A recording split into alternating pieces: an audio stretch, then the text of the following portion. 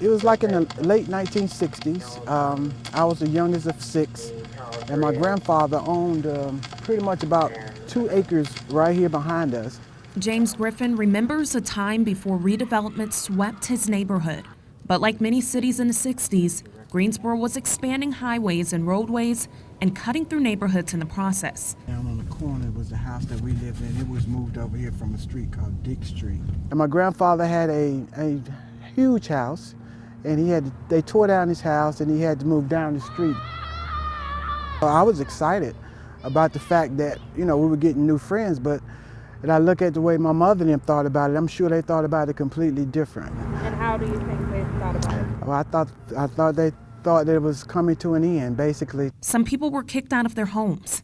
A number of the houses were determined to be sort of not fit or unsafe, and so they were razed and torn down, and that was a huge loss for the community. But long before that, in the late 1860s, Warnersville was full of promise when Yardley Warner, a Quaker from Pennsylvania, purchased the land.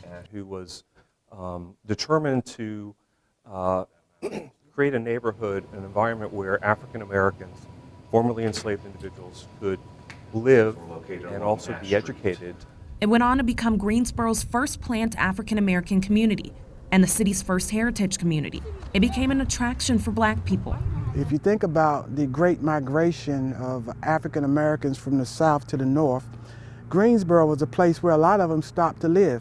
And a neighborhood recognized for its success and traditional roots. This is where freed slaves were able to become landowners and to build families, communities, businesses. People owned their own stores. We had our own doctors.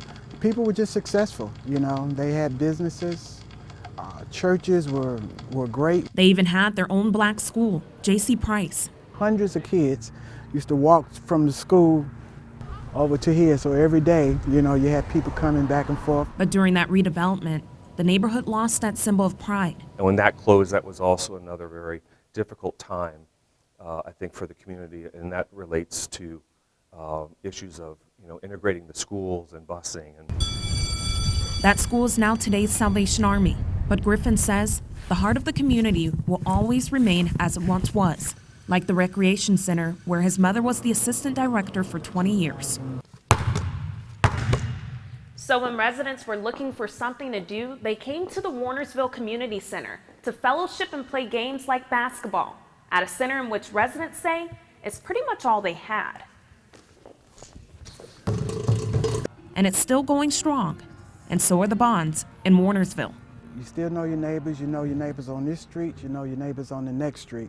So people work together, they look out for each other, and it's still that way today. Chelsea Floyd, It's still that way today. It's a great place to be. Spectrum News.